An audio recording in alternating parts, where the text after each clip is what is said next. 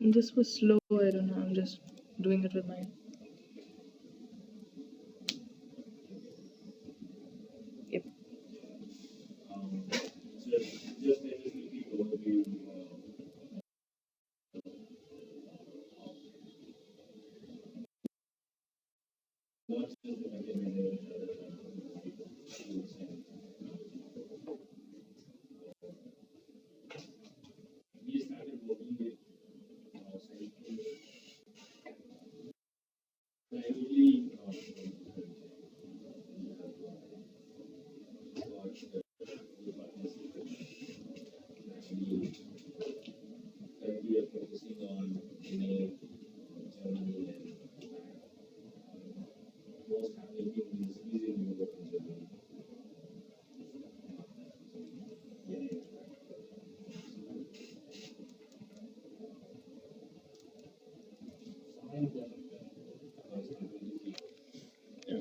This microphone. Let me just move this.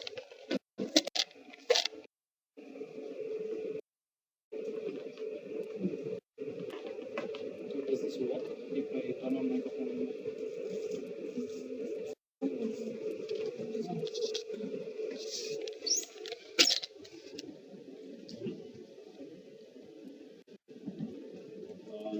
So these are some of our key tags. Which we have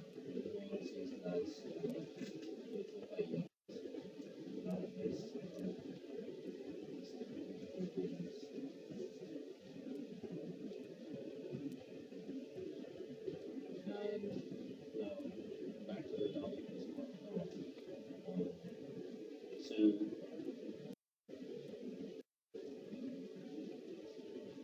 basically we'll start with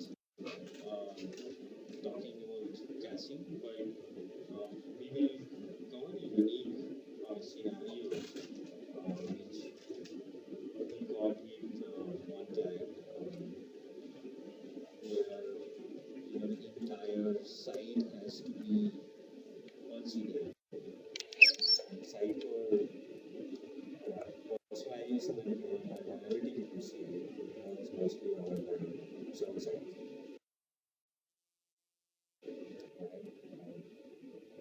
So how the CDN works, we will come to a little more in detail, but it caches that HTML values over. So if the response is coming to CDN and then we have some notification from the CDN and just return from there, your request is not reaching the Sitecore server. So your personalization won't work. So we have to do something to make it work. So we will talk about that. But just to start with, we cover a little bit of how the whole concept of caching in Sitecore. Little bit of context why caching. I think being a technology security each of us might be aware that why do we need caching? If you cache on the server, you're not going to the layer beyond, right?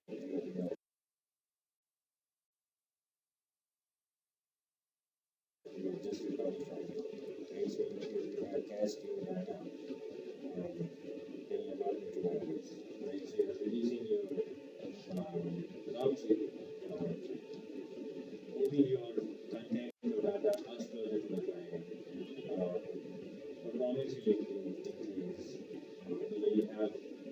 later vulnerability, you can still use it. And Sitecore cache is primarily built using ASP.NET chassis. So they apply all the concept of ASP.NET. They have extended basically the case manager. They have built their own case manager. Right? So let's quickly see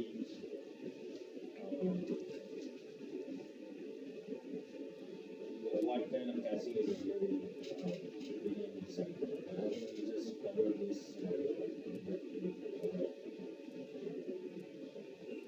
So I'm sure you guys might have seen this diagram. If not, just spend 2 minutes. HTML cache, item cache, data cache, and data cache. The most unknown thing is interface cache. It's kind of black box, but we will come to that later. So it starts with HTML cache with request comes, where you can enable the cache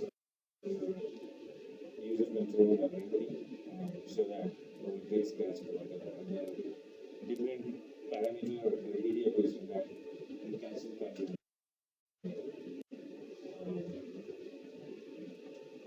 And how the request comes is like you can see from the top. So we got not get HTML into the item cache and data cache and request cache. So that's how the transferring of requests is happening. But request cache is something like warm-up cache where you should think of putting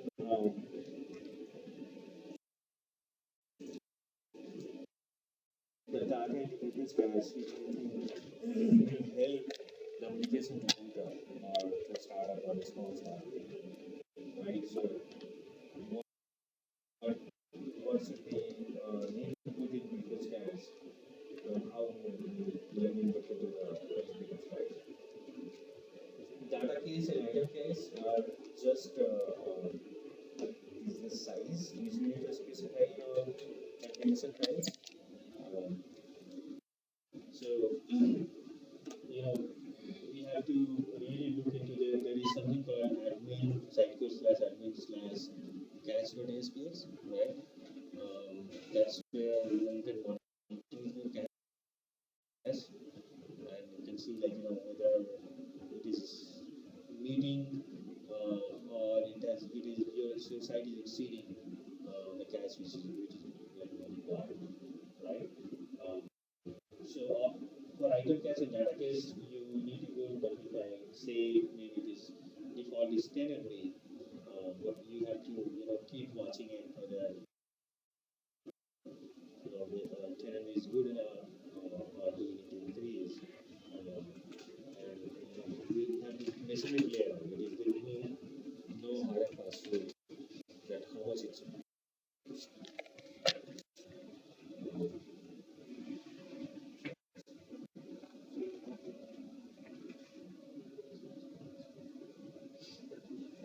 Maybe you can shift that. Okay. Okay. Move to the next slide. Okay.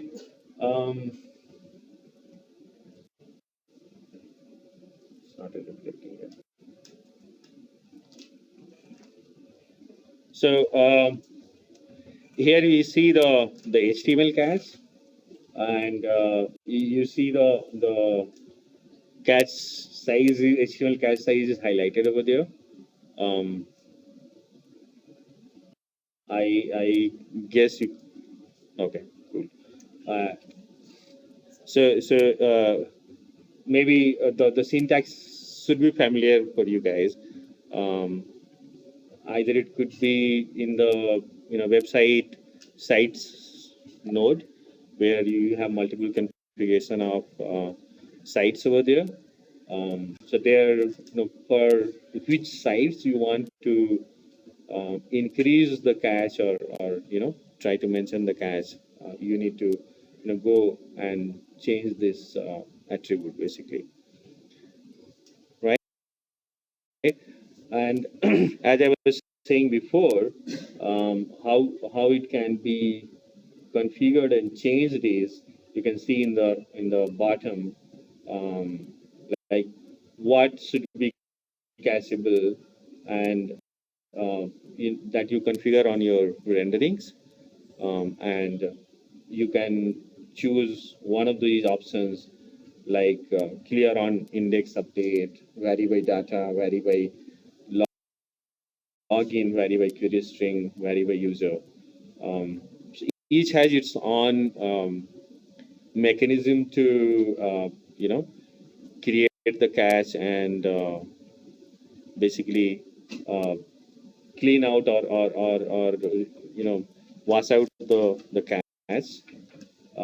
So we need to very clearly understand which cache mechanism we need to choose, like when vary by data is going to work, when vary by query string is going to work, when vary by parameters is going to work, or maybe it is combination too. So primarily it uses the type of cache is HTML output cache.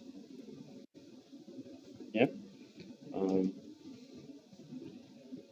as I said earlier, um, the item cache is again a primarily entry in the web config, where you can see which is highlighted in the bottom. Uh, it contains the objects from class sitecore.data.items.item.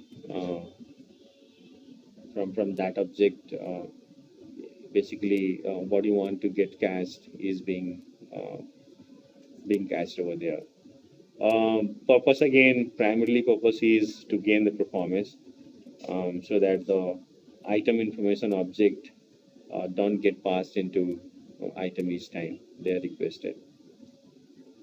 And guys, if you want to go a little deeper or have anything, we can just stop and talk a little more in detail. I just have one question. Yeah. Typically in live sites, what kind of item cache do you maintain? What is like recommended? Do we have anything like that? So as I said, uh, there is no hard and fast rule, right? So the best way to identify how much do I need to have the cache size is go to cache.spx. Looks like the monitor how much is required, because it varies based on site to site, right? So how bigger is your content tree? You might have to see, how much the size we need to increase or decrease, There right? must be a drawback also, right? If we increase it too much. Yes. So that's why you want to set like 1 gigs of data cache, because that will blow this memory. And so you can use cache space and monitor the cache is how big my cache is growing, and then apply it. There's no it's a trial and error kind of thing. That usually works on the 32-bit environments. On 64-bit environments, used to very good infrastructure. You can even have unlimited cache. I mean, Sitecore recommends to do unlimited cache size setting on 64-bit. That's because the computing power allows you to do that. But in a 32-bit environment, you might have to just start with initially with a low cache, depending upon your user traffic. You closely monitor your cache sizes. If it is going beyond, if it is exceeding, so you might slowly increase it and tune it to the appropriate value. Unlimited, you say unlimited there? No, you just have to put, I think, Zero or something? Yeah. And there is another configuration which is not covered here. So there you can say that what is the maximum cache size overall you want to allocate, right? And if the cache is going beyond, like suppose you mentioned 800 MB, So right? that is for the entire process. For the entire cache, all types of cache. The entire application. Right. Yeah. So it goes beyond 800 MB, suppose you say it, then it will automatically remove, like, the first in, first out kind of thing, right? So the last one which got into cache, it will take it out, right? Okay. Data cache is again, like, based on it starts getting populated as soon as we request the item, right? Whereas in the preface cache, what will happen as soon as the application starts, right? Whether some item has been requested or no, or some page has been requested or no, the preface cache will start populating based on you say 200 MB or 250 MB, and there is a specific syntax which we need to put through. But that's the difference. So data cache is only will happen when a request is made, right? So the item request is made, and that's how it will be cached into the to the data cache, right? And the logic will be applied again, like, based on overall cache. This much has gone for data cache, and if the size increases, the last item will be removed from there, right? Where the syntax is again, like, you can see the highlighted thing over there. Again, here we need to monitor a bit, and as Vinod says, just play around with it a little bit. To fine tune what is the right size over there. Yeah. Okay. And there are a lot of misconception or not a great documentation about preface cache. What does it do? How does it work? So what we have learned basically is, if there is a node in the content tree, right, and there are a lot of items below that, right, and you see that node is being frequently getting accessed, right, you can say that, put that node and child below to preface cache, right? As I said earlier, this is the cache which is really helpful, like, you to make sure the system is being accessed, or the application is being accessed very fast, right? So it's kind of warm up cache. And so the other thing we need to keep in mind is, like, as soon as any item is published, the entire case gets cleared automatically, right? We don't have control on that, right? So on item publish, Sitecore automatically clears all the cache and repopulates it. Okay. But again, going back, preface cache will be populated as soon as the application starts, right? Automatically it will fill up, and the data which are put over here can be served faster, right? But the data cache or item cache or HTML cache will not happen until the request is made for that particular item. Yeah. Like this, right? I mean, it's not only because not only helps for the individuals, it also helps for the content authors. So whenever your content is huge, it takes a while to grow. So preference cache can really help in that case. It has, like, one of the client we had, the whole content tree size is 10 GB, right? Like, it's kind of crazy. So bit unknowingly they have dumped everything over there. It becomes very handy, where some of the areas which is old, which we don't worry, but the areas where you want content author to continue authoring the content, right? That node, you can put it over there, so he can be operating a little bit faster than worrying about the entire content tree. The response will be much better. Yeah. Question. So Go ahead. these items, if the content author is making a change in the item, Mm-hmm. so on same also it's getting No,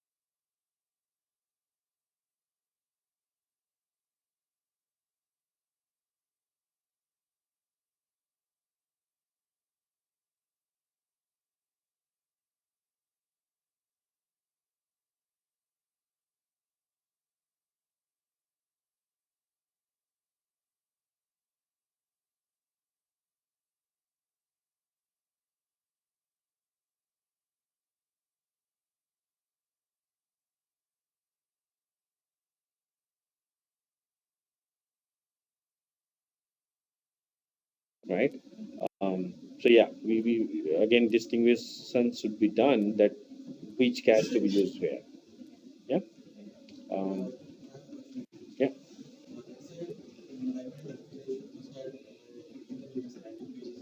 Mhm.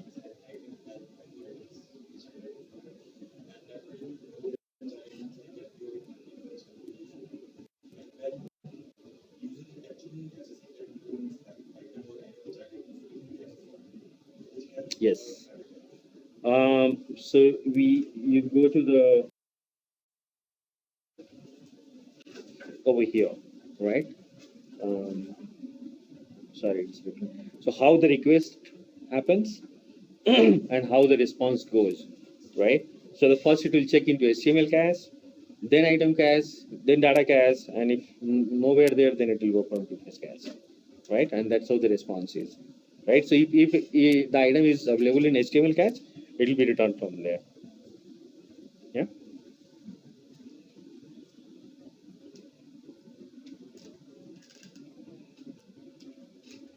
Okay.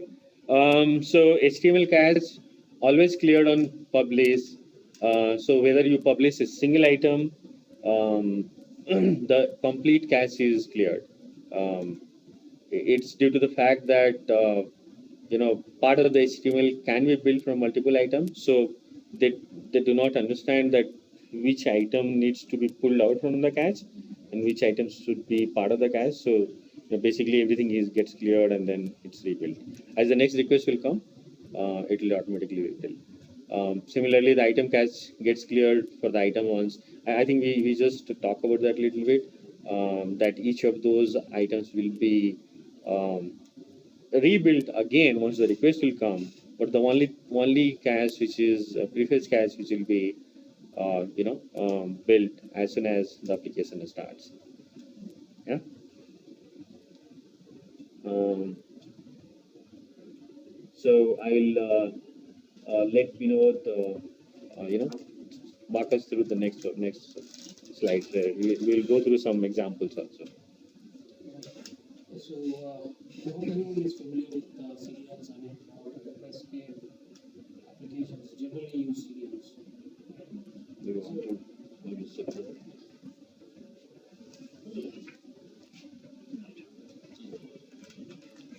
So what CDNs does, I mean, the main purpose of CDNs are to bring the content or, the items which you are accessing from any website closer to the users. Let's say, for example, typically before the CDNs were in place, most of the servers were hosted in US or some data centers in Singapore.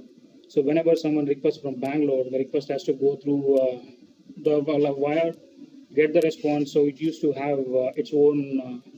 It takes its own time, maybe due to the fact that of the network round trips and all of those. It used to be very time consuming, or to build a high performance website, it always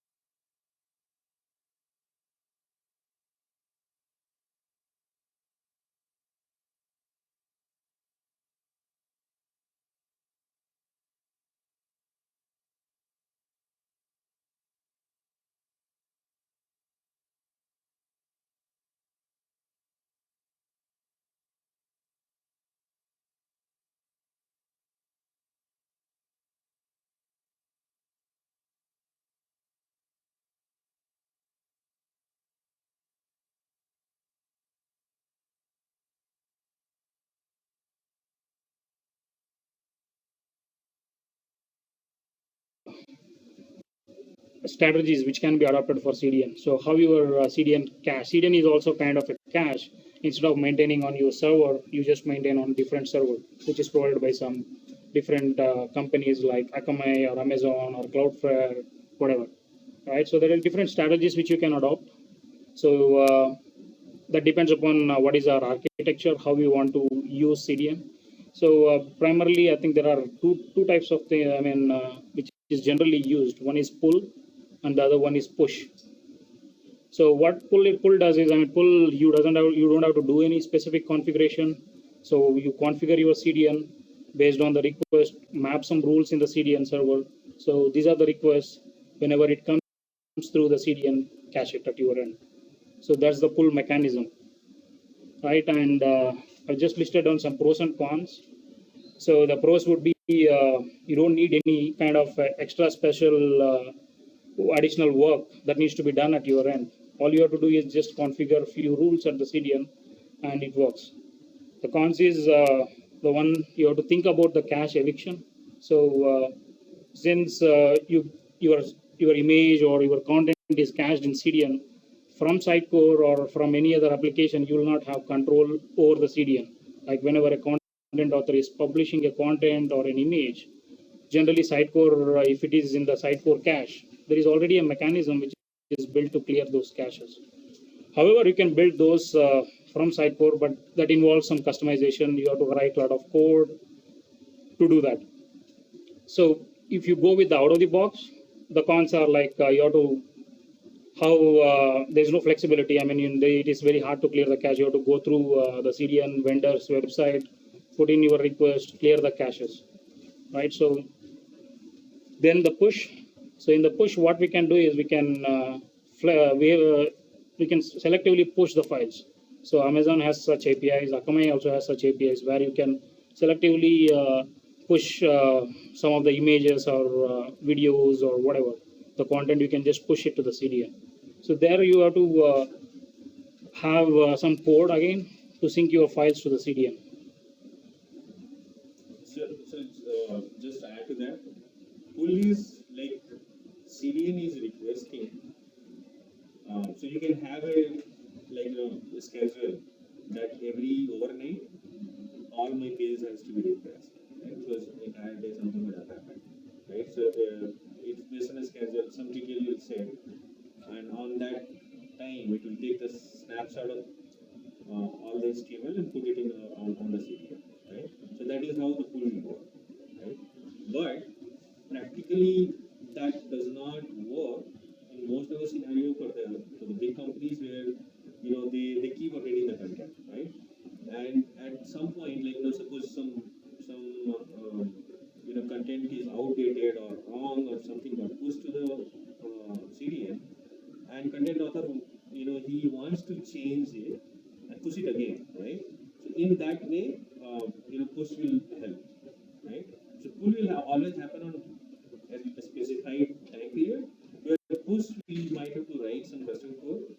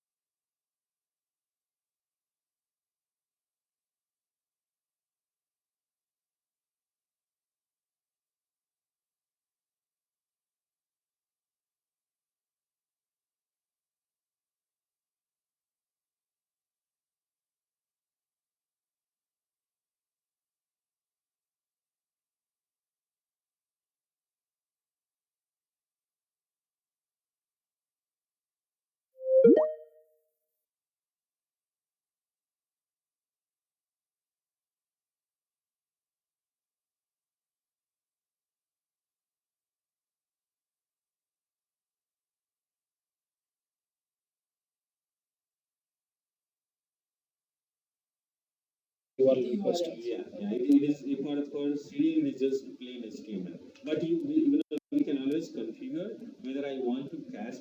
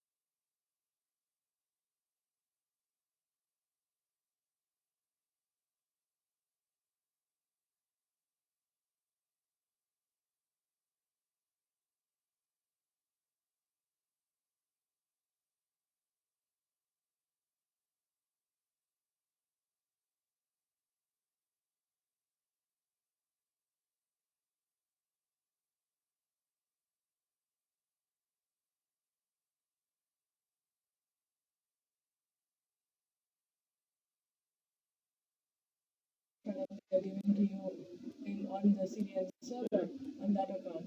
And for push, so what would be an example of this? Suppose from Sitecore side, if you're doing it, it would probably be at the end of the publish pipeline or something, you call any of these APIs and basically push your pages there. Okay. One thing, question I had. So you mentioned that we can also do cache, cache just the media, your media assets, or say your JavaScript files or something like that. So in case of Sitecore, um, we can do it like on publish end or something like that, and we can basically push it. So if my JavaScript got updated, then I need to write some kind of custom code outside of Sitecore altogether to make sure that that gets pushed onto CDN. Now, usually what you do is you generally have the cache bursting techniques. Sorry. Cache bursting techniques like you append a version number generally to your CSS files and JavaScript files. Whenever a new deployment is made, that's a new cache again, which is created based on the version number. So it's requesting a new URL and a Yes. Yeah, that's why you use for generally for CSS and JavaScript that is used.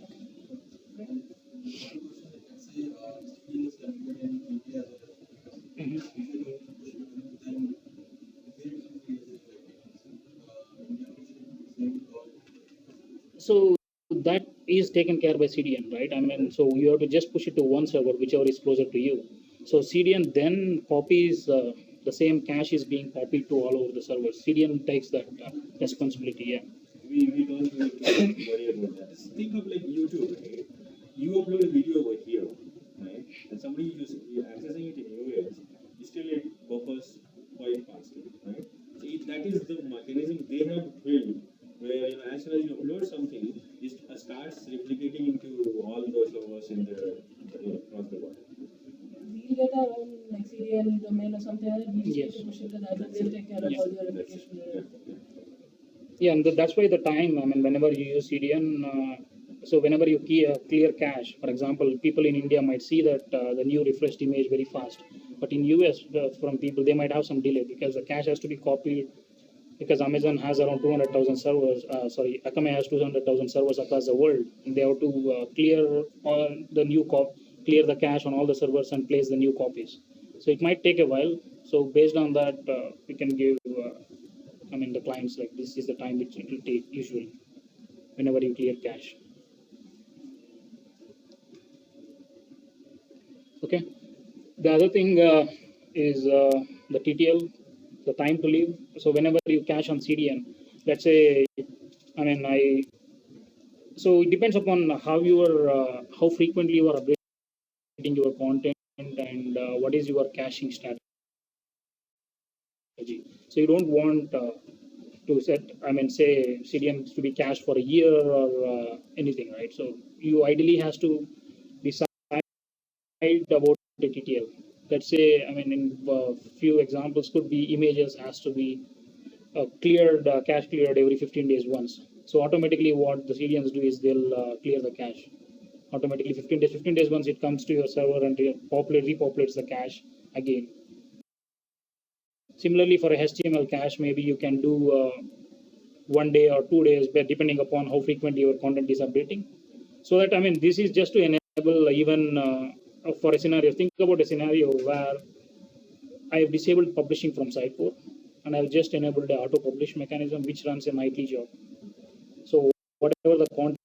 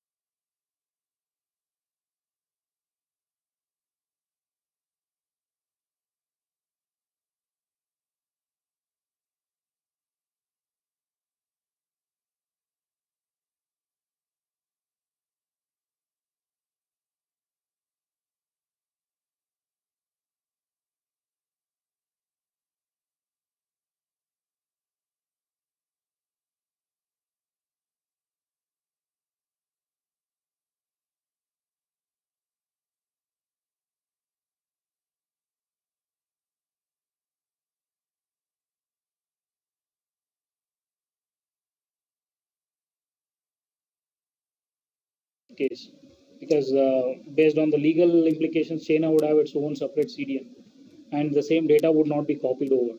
So such things would be possible in. There are some companies like Akamai does that, because they would have, because there is some data which you cannot move out of some China geography, or in some cases there are some privacy policies where you cannot move your data out of Europe. So there you can have the data centers hosted. So Akamai can do that. There you don't need really a CDN feature. There you can just depend upon the cloud hosting or your own intranet hosting. The CDNs are generally, it's not like if my website is only accessible in India, I don't have to go for a CDN. If it is just for, it's like a geolocation. If my users are spread across the world, and they don't have to always look for a server which is hosted in India, and they have to wait for the content to come in, right? So you just have, there is a way, there is a strategy which you need to adopt, why to use CDN and when to use. It's not always recommended to use CDN. It might be very costly. We have to think about, maybe technically you don't have to do a lot on your code refactoring or adopt some caching mechanisms. So that might be easy for a technical people, but from the business, if you think about their cost, what they incur on CDN, it's huge, right? So you have to really think when to propose CDN, when not to propose CDN. And generally CDNs do charge based on the bandwidth you consume. So you have to be very careful also. If I cache everything on HTML, my servers are safe. I can run on a very low infrastructure, but my CDN charges based on the bandwidth it consumes. So there are a lot of different things you need to think. If I cache full HTML, my 10 million requests will go to the CDN. My invoice for the CDN would grow huge, right? So you have to adopt strategies for defining what to cache and how to cache, depending upon the client. I have a small question. Say if I'm requesting something from here and nearby service Bangalore, and the traffic is very high, but you could do it to other parallel server. Typically, it should be. Right? You don't know how Akamai operates. So Akamai or Amazon operates. What they give to the client is the first byte to the server, right? First byte to the, that is the SLA they guarantee. So based on that, they might have their own strategies, whether they use a round robin algorithm to determine which server it needs to go to, or load balancer generally doesn't apply. It has to be always the nearest server. If the server is down for some reason, maybe then it looks for the another shortest path algorithm, right? Wherever it can serve the request. So in those cases, preference over the country, especially whatever you was asking, that you don't work with. Say in US, it's right now the traffic is very high, and for some product, they have all of a sudden they are introducing some huge discount. In those cases, if some other person from the US is trying to beat it, if it comes to the other CDN, say, which is in UK. So in those cases, so you will not set up like that, Yeah. right? Because see, that is a rare scenario where due to legal or something, another country you are having is completely different installation itself, maybe, right? But when you are setting up a CDN, don't think it is a server as IIS server or whatnot, right? It's a edge cache where the purpose of it is that your business is global, right? And maybe the users are same, so you want them to see the same content, right? So CDN is not an replacement for a web server or whatnot, right? So there are very rare scenarios where you might have to think of a different account altogether of a CDN where you are setting it especially for the UK, and then it is separate for US, and then all the requests are going from there, right? So we might that those are much more of CDN configuration itself, which needs to be thought through how it should be set up and all, rather than back to Sitecore and just how to reference the CDN. do they have control over that? So say what of it has to be published to the US? Yes. You will have control to what to publish. That's all. Not to what to publish to US and UK. It is just one thing where what do you want to send it to CDN, and that's all. And then other configuration usually they take care of it. So, for example, if you are to just have a content which is specific to India, so then you don't have to really push that to CDN. You can just post it. And also to answer your other question, let's say if US server, it's not a single server. Generally, it's a cluster of servers. So it gets load balanced in between them only before it gets transferred. That's a real, very rare scenario where it gets routed to the other data center. So generally, US again, if you take US, there would be multiple data centers. Maybe it gets your request gets round robin or use some.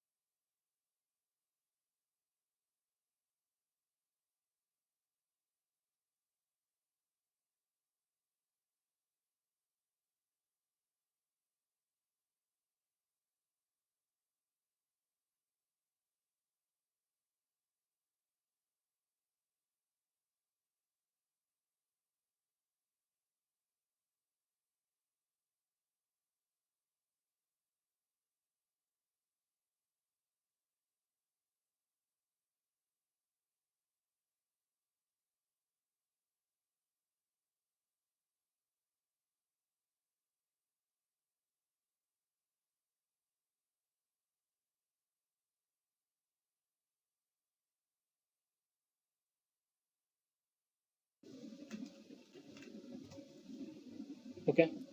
So I'm not going to cover how you do personalization in Sitecore. I hope everyone knows that, right? So generally, Sitecore has some out-of-the-box personalization rules which you can configure on a rendering. So based on that rule, it just shows that content, right? So that works usually well if you don't have any kind of CDN in place, front-ending your server, because all the your requests come to the Sitecore. Since it is personalized, Sitecore understands. Or generally, you don't do the HTML cache for that rendering, so everything works well. So, but when you have a CDN in place and your request doesn't reach your server, so how you do that? So that's where so I think this has been done for one of our projects where the client has requested or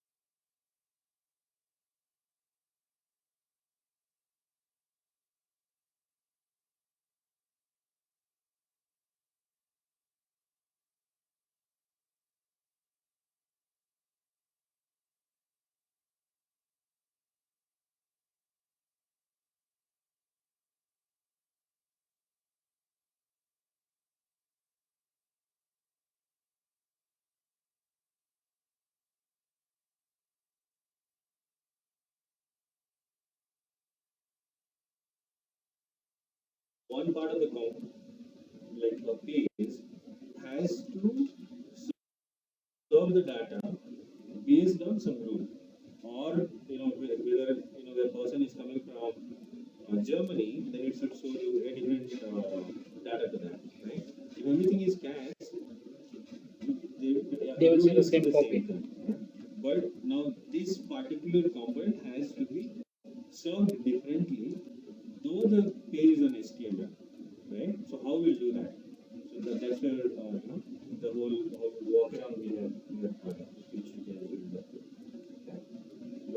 Yeah, yeah. To make sure, so as I said, in the entire HTML, you want certain components to be loaded through AJAX mode. Maybe I mean this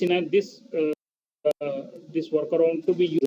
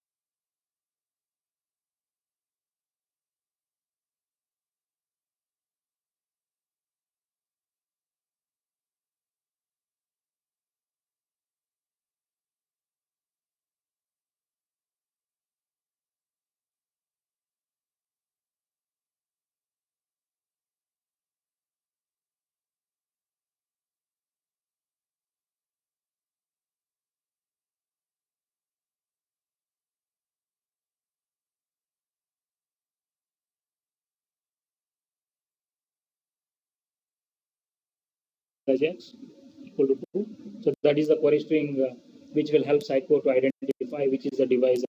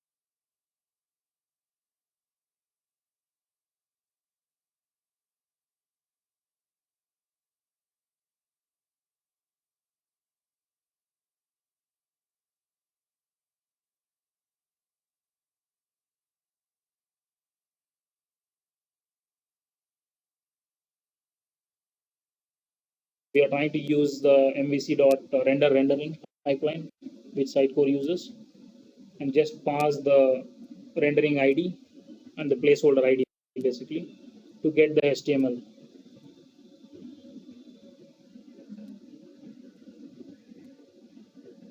You get the current page context, you pass the placeholder. You generally, let's take, before this, how your general authoring happens.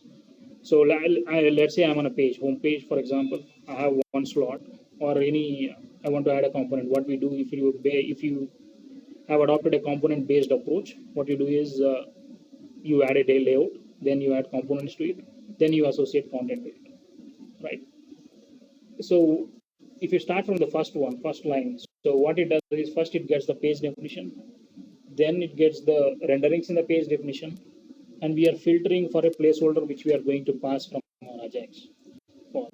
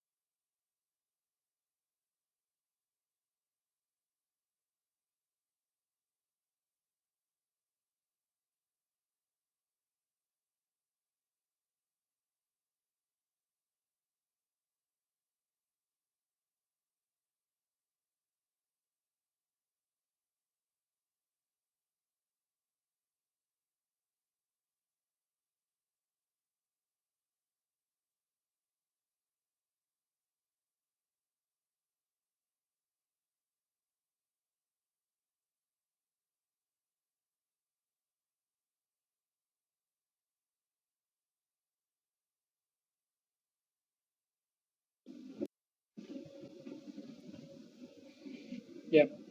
So then let's take home page. I have set it up normally. Then I have to enable one of the component to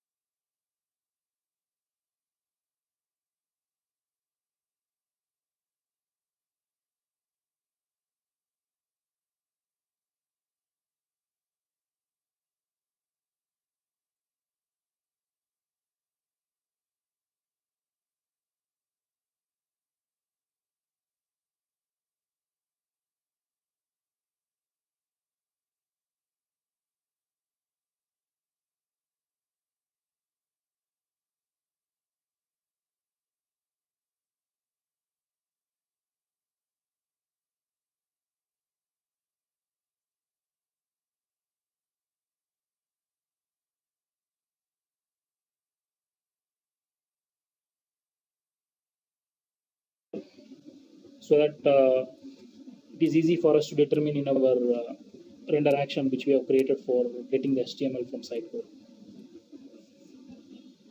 right?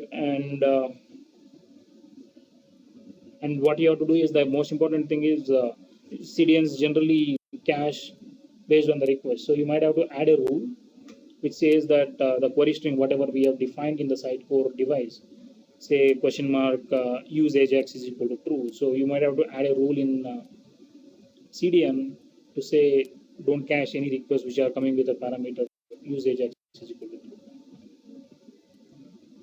I'll show it, I mean, in the demo, anyways, how it works.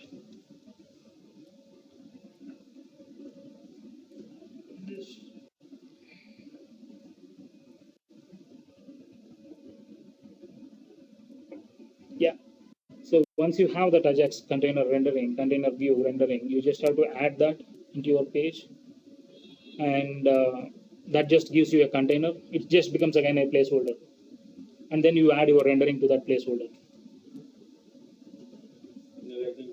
Yeah, once we do, then it will be much more easier. And then, as I said, you just have to define a rule on CDN servers not to cache anything with the query string.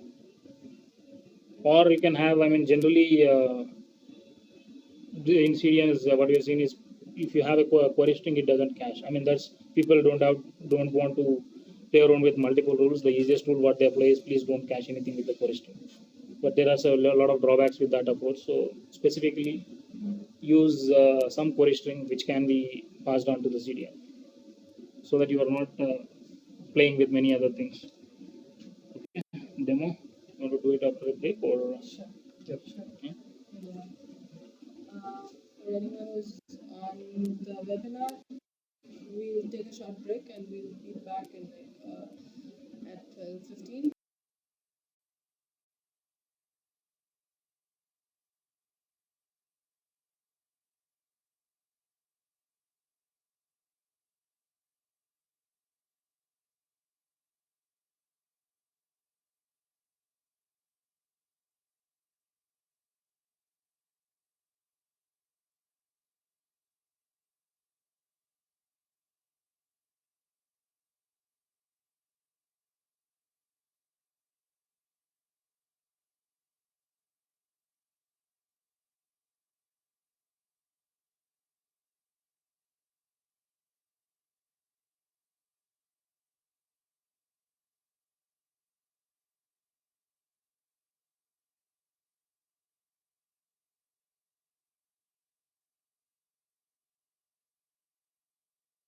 No, I just can't hear it. Can you hear us now? Yeah.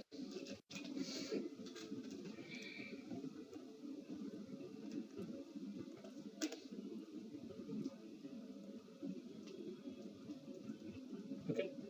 So as I was mentioning, first we start with the device creation. You just create a new device and name it as it just depends upon the query string. Say something. Okay. We just add the query string. Use AJAX is equal to true.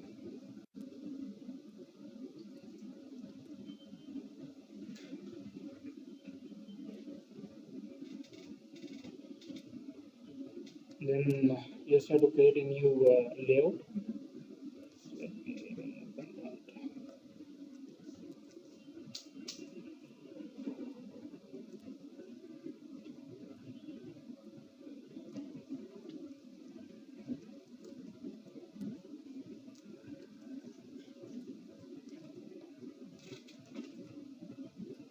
Just nothing, just as a placeholder.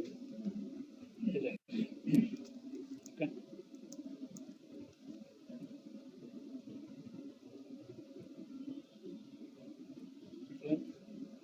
So everybody's familiar with ABC, right? Yeah. Yes.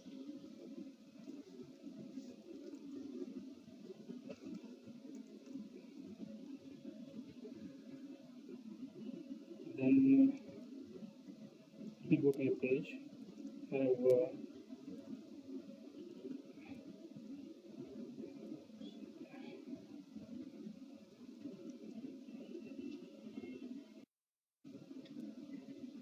let's switch into the page editor mode because it's very easy. You don't have to remember the placeholder names and other stuff.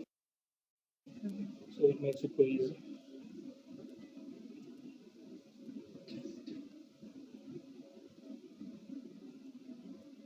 There are certain teaser areas. These are some teasers. So let me just configure one of them. I have to see that. There's one teaser. This is a I mean, if you look at the presentation details, so this has been composed with okay, multiple component renderings. Each one has its own data source and other stuff. Nothing is, I hope nothing is authored from the page itself. Okay. So there are three teasers which you see below. So and the standard values of this template, page template, I've added the AJAX layout already and the render AJAX, render action, the controller render API, which has been already added here.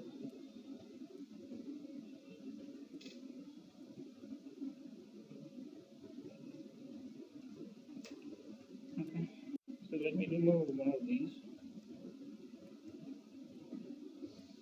So what we have to do is just add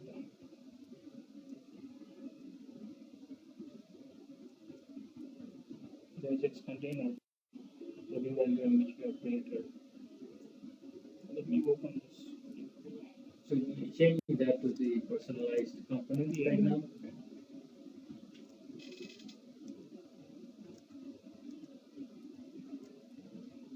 If you see this container, AJAX container, which is a placeholder, has all the logic that is required for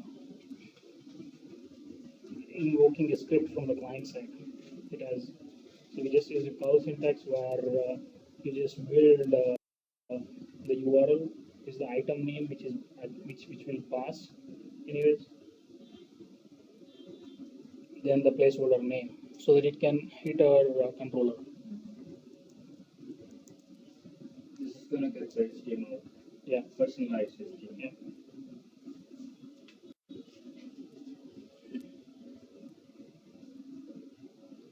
Okay. So this makes it personalized content because it's the placeholder name. Then you could add your any rendering, whatever the rendering you want to add into the placeholder. So here render teaser, and you can select the data source for anyone.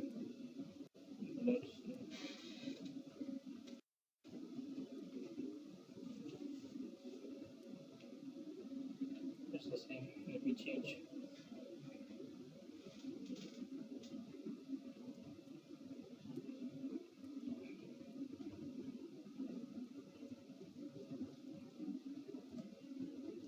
Okay. It's much better. Save it.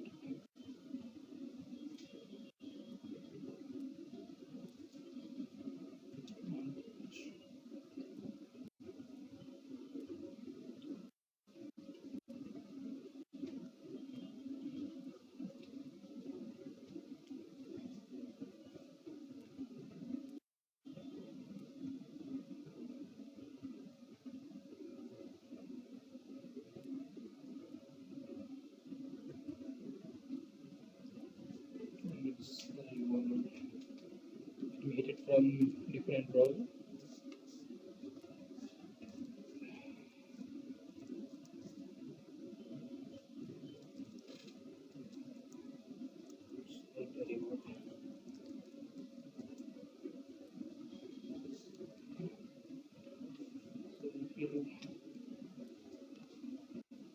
Just enable Fireball to see the request.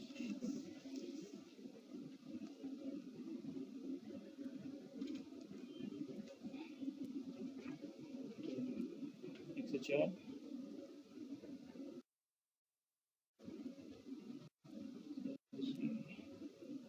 One request. So thinking deliver usage access equal to true and the placeholder is main content / personalized content. Okay. And you see the cache control is set to private, so that CDNs generally, I mean, the other way to work around with the CDNs is you play with this cache control header, the response header. If it is public, typically CDNs cache it. So you just have to play with this cache control. If you set no cache header, you just have to set no cache header Okay. in your layout. So then it Okay. makes it private. Then you check the response. So what it would have done is it would have just given you the complete HTML that is required for this Okay. response. The HTML. This is the HTML.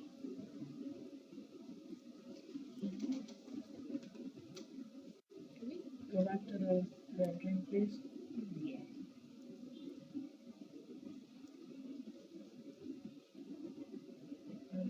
So what I tried doing is all the other portion of the page is being served on the Sitecore directly. Sitecore. Here only for this person, we made a AJAX call. That AJAX call, the query you saw in the Sitecore, that made the AJAX call, that you run the test here. Because we do not have a CDN here in this Sitecore. So we are just Showing it from the net panel. how the request is going and the HTML is being done. And that is how that area is being populated out there. Can we go back to the CSS chain then? Just to see the code once more?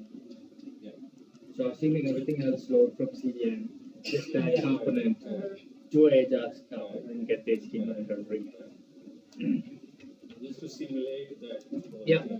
That one in turn does completely different the way other components. So or it can be used for any other components which are generally heavy components, which this can be used for a lazy load concept also.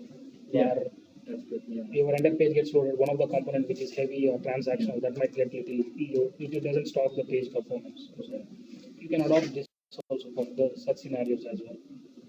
This is the solution basically you guys came up with when you had to work with personalization in a CDN environment. Correct. Yeah. And while coming through this, we have again identified this can be used for many other purposes. Okay. It can solve many other purposes. So I was one of the clients where they were very, very skeptical about this. Yeah. That they want everything to be on CDN. Okay. But the personalization was their core requirement. And then we had to figure it out like how, okay. Because it is not just personalization, and for search, right? Search will not catch it, right? Search it Search it has to. data, right? So those use cases we had to work it out, like how to work. There is another use case which we will talk through. On the next slide, where they wanted to capture the analytics. The Sitecore analytics as well. Right? Now, again, the problem is that everything is cached, and Sitecore analytics works again on the server. Right? So you need to have a workaround that all the data you want to capture is being captured on the server. Right? So we will cover that also in the next slides. But let us digest this and understand if there is any other question or anything you guys want to talk in detail or not. You can share a sample snippets of the code which is used. I can attach it. I can send it to you. You can distribute it. Sure. Yeah. Can you give information where exactly that AJAX rendering is being used?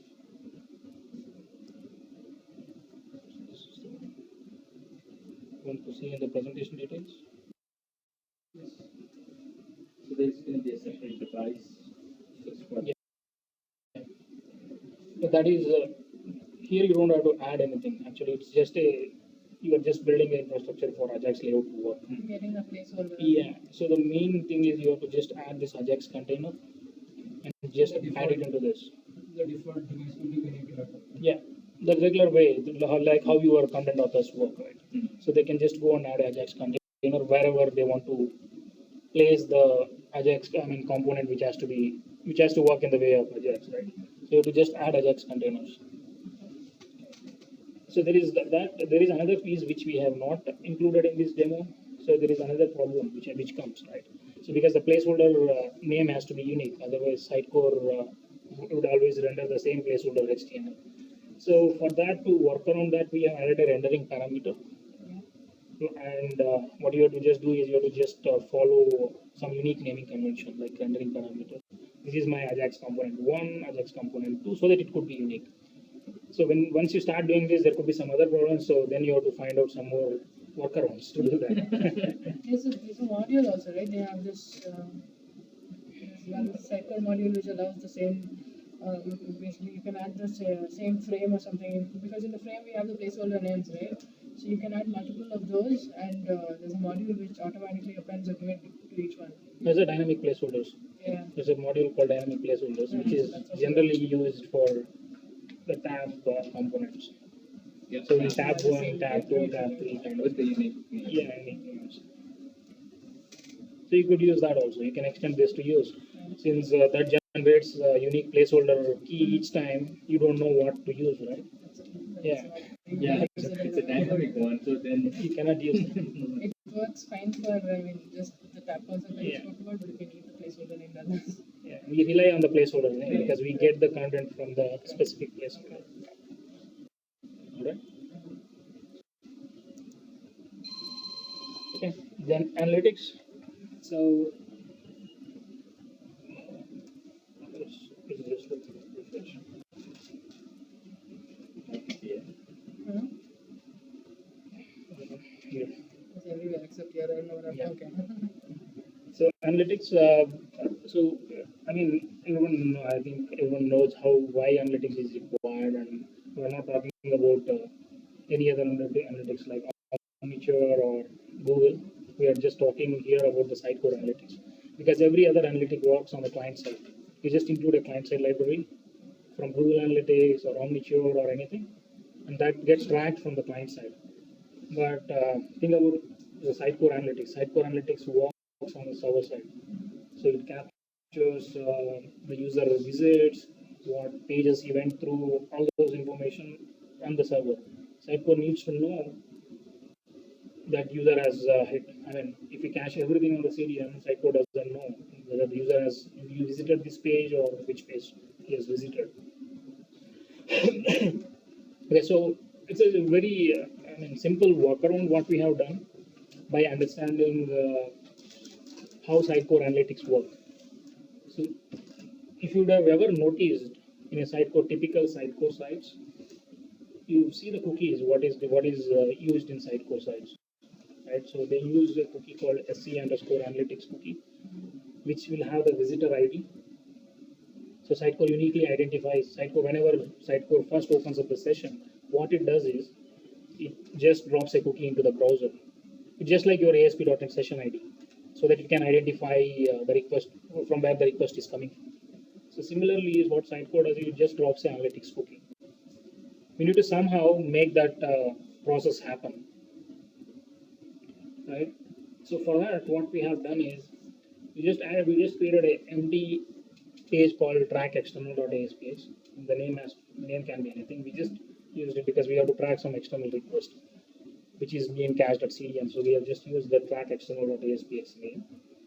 The important thing is this should not get cached at CDN, so you have to be careful. So we just added a no cache header. So output cache location variable param 9. Okay, this page has nothing else. It just has this markup with a no cache header, and you have to include. I think everyone, some of you guys might be aware of the beacon. I know the pixel track. Yeah, the pixel tracking, which you generally use in the emails, right? Yeah. To see whether the user has opened your email or something. The same concept. What you do is you just have to create a small dropping a picture. Yeah. Into something. Okay. One pixel by one pixel, pixel. but you can't see. So you just have to, if you see the image syntax here, so it says what it does is image ID track visitor. So you just have to get the URL based on your domain, which domain you are in or which URL you are in, and append it with /external. And height and width you set it as 1 and display none. So it doesn't get displayed even when in the browser, right? So what it does is, right, whenever this piece of code you include in your base layout, even though you will have multiple layouts in your system, you might have one base layout from where you will be inheriting from always. You have to just include this image into your base layout. Okay, and you said, since you have said the track.external page as a no cache, so whenever a page is requested, so what, how the requests are seen is first it requests for the home page, then subsequently all the assets will get loaded. Similarly, the URL, this URL will be called. So this URL will be hosted on our Sitecore server. So Sitecore server is invoked. So for any request, you request an image or anything, Sitecore just drops that cookie. It doesn't really look for whether this is a valid request, whether Sitecore is serving that request or whether IIS is serving that request. Your Sitecore session gets initialized, thereby it drops the Sitecore analytics cookie. Then you are establishing a continuous connection between the Sitecore server and the browser. But as far as Sitecore is concerned, we are It just needs a requesting for unique the- cookie. Okay, requesting for track external, and based on that, it's dropping the cookie. Yeah.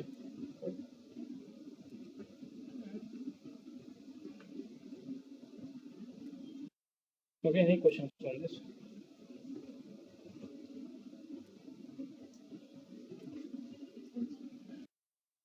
In one not related, so in CDN, it's only the get requests go there, right? The post requests only go to Sitecore, go to your server.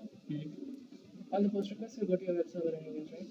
No, that depends on how you are calling your post request, right? If you are calling through jQuery AJAX, or how are you going to call the post request?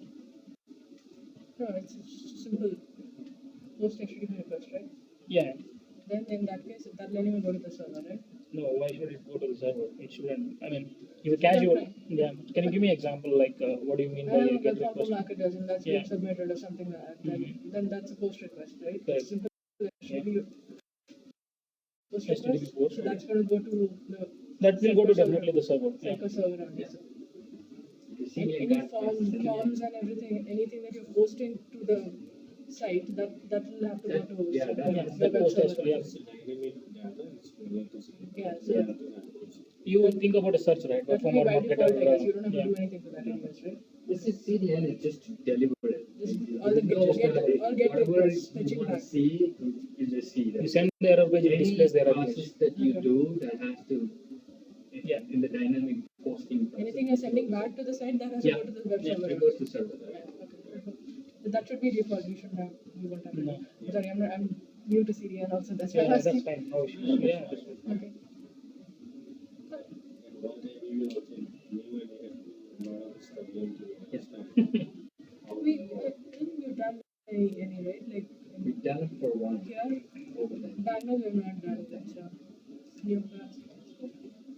Yeah, it might. Yeah, once you, I mean, if the scale of the project is bigger, there, I mean, globally located, you have to really use CDN. It's good to use. Maybe you could try using Cloudflare CDN, which is a free version of the CDN. Free CDN for, it's not enterprise, you can just try it out. Maybe it doesn't offer the features that Akamai offers. There's some limited features which come out. And Akamai is the leader. And they are known in the market. They are the only But that's just for the videos. Not for the entire site. Yeah, the video streaming. Yeah. After YouTube has come, everyone is switching to YouTube. Now Akamai is only for, has become for images, static assets and other things. Okay. So any other questions, or maybe we can pick up some general topics and discuss anything else. Right? Yeah, someone, if they have any question, can you just or did they follow everything what we saw? Just Jagan and Charu. So Santosh. Okay. Maybe one of our Okay, so if anyone has any questions, anyone who's joined in remotely,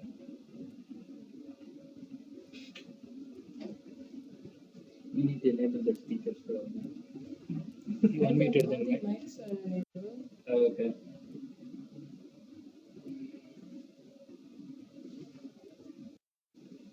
Anyways, no. Yeah. Okay. Any questions from here? Anything? Anything you would like to share? Share some feedback about the session or whatever. Anything what could have been better or That was really good, especially for all of us here. I think none of us have experience in CDN, so it was good knowing. We only hosted, I mean, everything is done on the web servers itself, and for scalability, we only end up creating, load balanced multiple CD servers and all the content delivery servers. That's the most we have done here. Yep. And Maybe utilize the Sitecore caches. yeah, that Not the CDN. Yeah. Yeah, even there is a lot of power. Gone to the item level. Yeah, Sitecore has more in-depth caching techniques and the security also. Only challenge is like if you have a multiple content delivery servers, you have multiple caches, then you have to think about centralizing the cache. Yeah, that's one of the. I mean, if you don't use CDN, that could be one of the better strategy to use. And then you have to handle everything that right now CDN is going to handle for you. But you'll have to take care of that yourself if you're duplicating So the Sitecore cache is per server, right? So the server which got request, item will be cached there. So you've got 5 servers in your load balancing, then the cache is populated in first where the request came. All 4 are still not having that cache. Yeah. Okay. Because it is all based on ASP.NET. It's in memory cache. So that is a little bit of drawback, but it's still on the server. You can go to any managed level. Yeah. You have the complete control also over it if you're not using the. Yeah.